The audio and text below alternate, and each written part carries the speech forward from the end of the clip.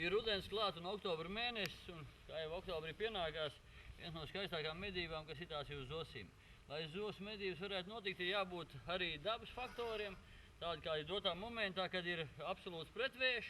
Ja vējš ir labvēlīgs, viņi principā 10 vai arī 2-14 dienās viņas viss aiziet tā, ka tikai redz, ka viņas gagina un augstu debesīs, bet ja vējš ir pretīm viņām un tagad dotā momentā vēl lietains laiks, tad viņas laižās ļoti intensīvi uz laukiem nost un iespējams medīt. Kādreiz daudzus gadus atpakaļ, kad bija tikai penkoku metamais, tas ir 12 kalibra plīns, protams, tad bija ļoti sarežģīti, jo bija tad pāris 100 metri jārāpo uz vēdera klāt, un lai zosī varētu nervu sistēmu izturēt, ja to, ka kāds tur pa lauku lien viņai klāt, bija jābūt arī ļoti stingrai viņai. Un visbiežāk viņas, protams, aizlidoja un aizmuka prom.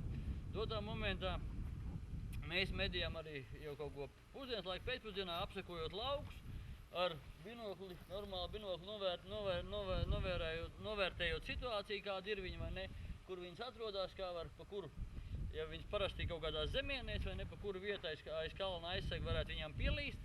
Ja ir klaišs lauks, tad ir, protams, jālien maksimāli klāt, cik var, un medījam mēs ar 222 kalibru ar Swarovski optiku Z6i vai ne, 2x12 50.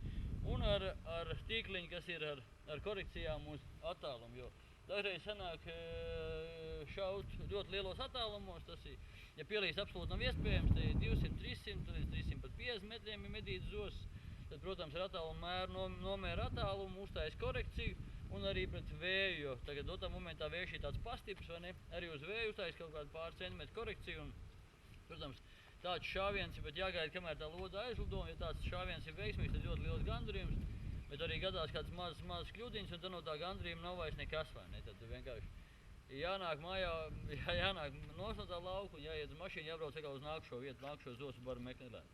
Dotā momentā mēs esam nomedījuši 6 zosus šogadien, tas tāds normāls rezultāts. Rītā provēsim arī medīt un arī uzfilmēt, kā tas viss notiekās. Ar vislabākiem novēlējumiem tieši jums. Reku ir grāvis.